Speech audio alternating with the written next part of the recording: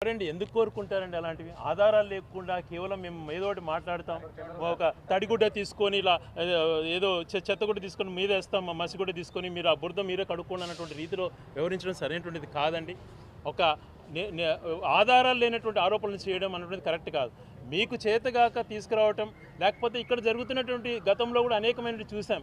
సింగపూర్కి సంబంధించినటువంటి ఈశ్వరన్ అనే వ్యక్తి గురించి మీరు పెద్దగా ప్రమోట్ చేశారు, అక్కడ చూస్తే అరెస్ట్ చేశాడు. సింగపూర్ వాళ్ళు డైరెక్ట్గా చెప్పారు, మేము భాగస్వాములు కాదబ్బా, మీ నిర్మాణంలో భాగస్వాములు కాదు, వాళ్ళే ట్వీట్ ఇచ్చారు. మేమేమైనా పంపిస్తే వాళ్ళు ఇస్తారని కోరు పంపిస్తే ఎందుకంటే ఇలాంటి ఊరికే తప్పుడు ఆరోపణలు పొలిటికల్గా చేసేటుంటారు.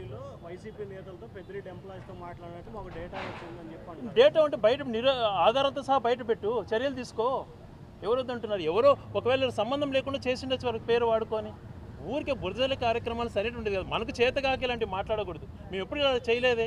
ఏదైనా తెస్తే ఈరోజు పోర్టులు కట్టాం, ఎంతమందికి ఉపయోగపడుతున్నాయి? మెడికల్ కాలేజ్ కట్టాం, ఎవరికి ఉపయోగపడుతున్నాయి? స్కూల్స్ హాస్పిటల్స్ చేసాం, ఎవరికి ఉపయోగపడుతున్నాయి? రాష్ట్ర ప్రజలకు కదా. అట్లాంటి మంచి పనులు చేయండి. కేవలం ఏదో సింగపూర్కి పోయినాం, వాళ్ళు వద్దన్నారు, మేము వద్దంటే ఎవరైనా వద్దనేటువంటి మాట మాట్లాడరు. దుష్ప్రచారాలు మానుకోవాలని చెప్పి చెప్తున్నాం.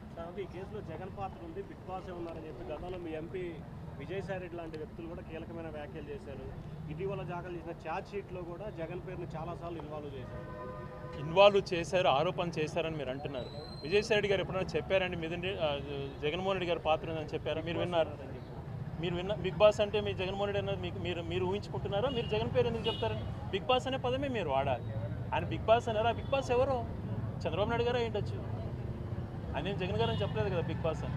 ఇలాంటి ఆరోపణలతో మనం కాలం గడపకూడదండి. మనం ఏదైనా మన దగ్గర ఆధారాలు ఉంటే మాట్లాడాలి. పవిత్రమైనటువంటి న్యాయస్థానాల ముందర మనం మాట్లాడుతున్నాం. మన మనసులో ఉన్నది, మనకి ఏదైతే మనం వినింది, మనం కళ్ళారు చూసింది నేను మాట్లాడాను.